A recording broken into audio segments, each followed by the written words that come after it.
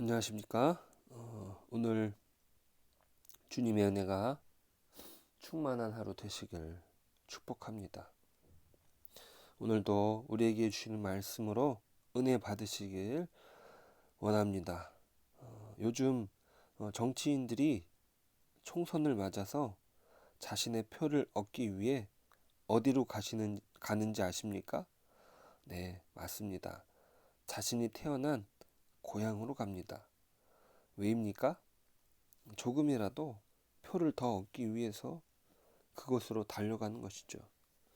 일명 험지출마라는 곳은 자신과 전혀 연고지가 없는 곳에서 정치 1번가로 불리는 곳으로 출마하는 것이죠. 그곳에서 벌이는 선거전은 어떤 상징적인 의미가 있습니다.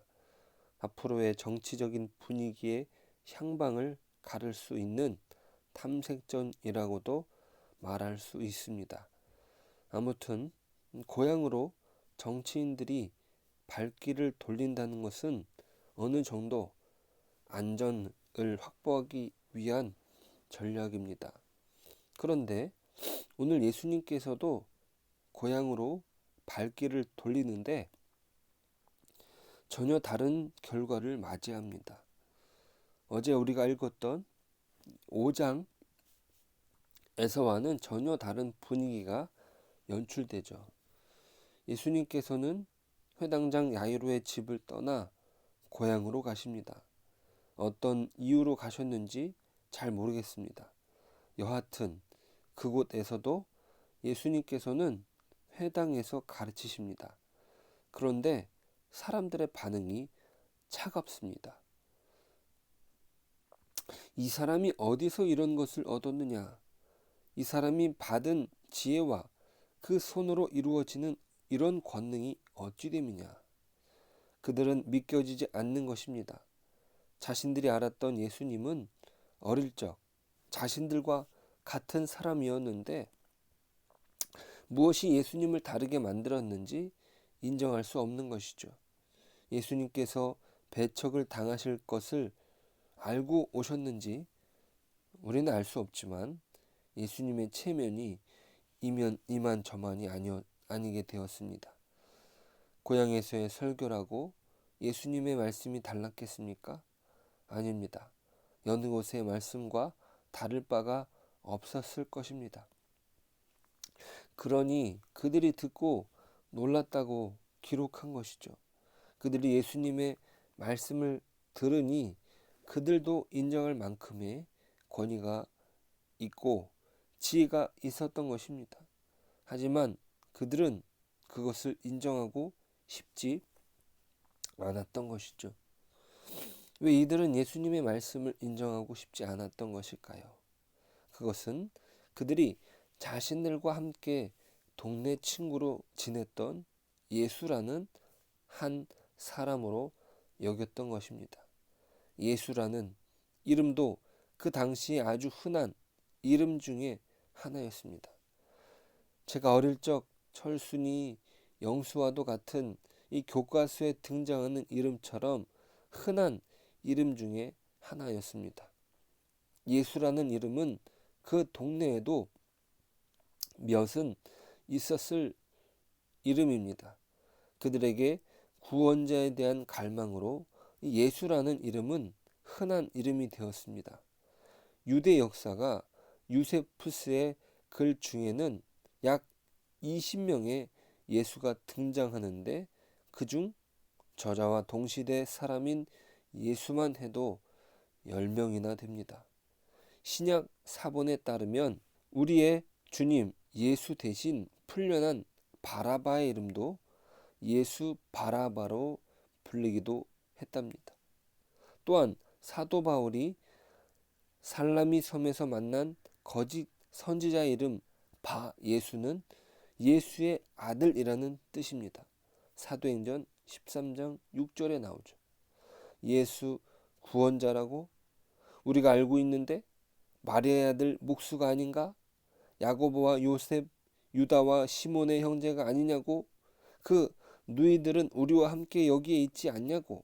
이렇게 그들은 자신들의 관점에서 예수님을 바라본 것입니다.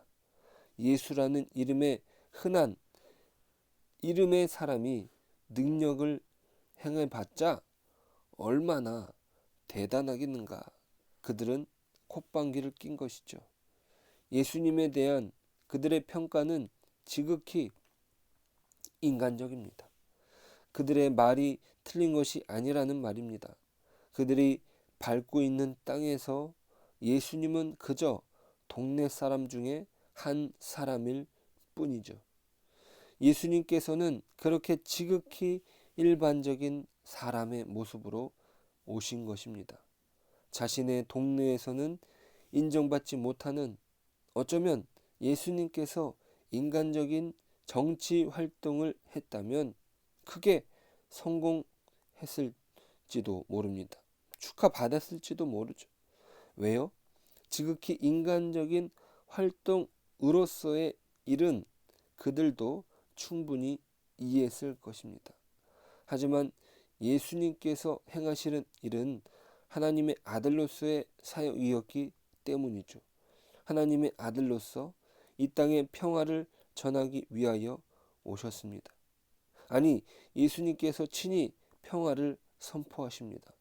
모세는 하나님의 능력을 전하는 역할을 감당했지만 예수님께서는 하나님으로서 그 능력을 행하신 것입니다. 예수님의 능력은 그저 치유하시는 것이 아니라 구원을 선포하십니다. 죄로 묶였던 사람의 모든 결박을 풀어주시죠. 질병이라는 인간이 해결할 수 없는 결박도, 귀신에게서의 억눌림도, 인간의 잘못된 전통에 억압된 종교로부터 완전한 해방을 선포하십니다. 이것은 신적인 권능으로 행하시는 것입니다. 그런데 예수님께서 이곳에서 특이한 기록이 나타납니다. 그것은 5절에서 기록하는 것처럼 아무 권능도 행하실 수 없는 것입니다. 예수님께서 능력이 없으셔서 그러신 것입니까? 아닙니다. 그들이 믿지 않음으로 인하여 예수님의 권능은 행하실 수 없는 것입니다. 하나님 나라의 역사가 이렇습니다. 혈루병 여인을 고쳐주시며 분명히 드러내신 사실, 믿음의 역사가 그녀 자신을 구원했다고 말씀하시지 않습니까? 그 바쁜 걸음을 멈추고 누구도 주목하지 않았던 여인을 일으키시고 믿음의 역사를 설명하지 않으셨습니까? 오늘 그 믿음의 역할이 얼마나 큰 비중을 차지하는지 보여주고 있습니다. 그들의 믿음 없음이 예수님께서 아무 권능도 행하실 수 없게 되었다고 기록하지 않습니까? 하나님 나라의 역사가 단순히 예수님의 권능의 역사로 그쳐지는 것이 아니라 사람의 믿음을 요구한다는 사실을 오늘 본문은 기록합니다. 예수님께서는 완전한 사람으로 이 땅에 오셨습니다. 사람이신 예수님께서 하나님의 아들로서 그 사역을 감당하는 것은 사람으로서는 도저히 이해가 되지 않습니다. 그저 사람이 감당할 수 있는 정치 활동이었다면 그들은 예수님을 지지하고 또 예수님을 응원했을지도 모릅니다. 하지만 그들은 도저히 이해하지 못했던 것이죠. 지금 우리 동네에 예수님이 오신다 해도 그분을 우리는 믿지 못할 수도 있습니다. 나와 한솥밥을 먹었던 형제라면 더더욱 그럴 것이죠. 소문에 귀신의 힘을 빌려 사람들을 홀린다는 이야기에 예수님을 찾았지만 오히려 하나님의 뜻대로 행하는 자가 자기의 형제와 자매라는 이야기에 등을 돌렸을지도 모릅니다. 아유, 쟤 더 미쳤구나. 예수님은 철저히 사람으로서, 하지만 하나님의 아들로서 그 사역을 감당하십니다. 그런데 여기에서 하나님 나라의 사역이 철저히 사람의 인격적인 반응과 함께 이루어진다는 사실을 우리는 기억해야 합니다. 내가 예수님을 얼마나 아느냐, 친분이 있느냐 중요하지 않습니다. 지식의 문제가 아니라 인격적인 반응입니다. 예수님의 고향 사람들은 예수님을 자신들이 안다 라는 선입관에 예수님을 받아들이지 못하지 않았습니까?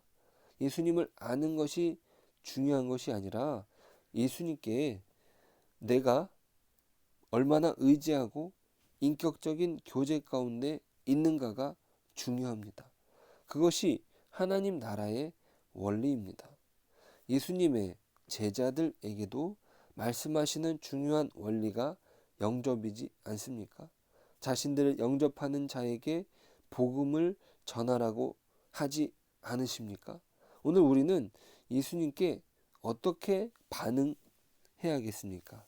내가 예전에 알았던 지식으로 예수님께 온전한 반응을 못하고 있진 않는지 돌아보아야 합니다. 내가 알고 있는 예수님, 그런 문제가 아니에요. 오늘도 예수님께서는 나의 인격적인 반응을 통해 놀라운 일들을 감당하실 것입니다.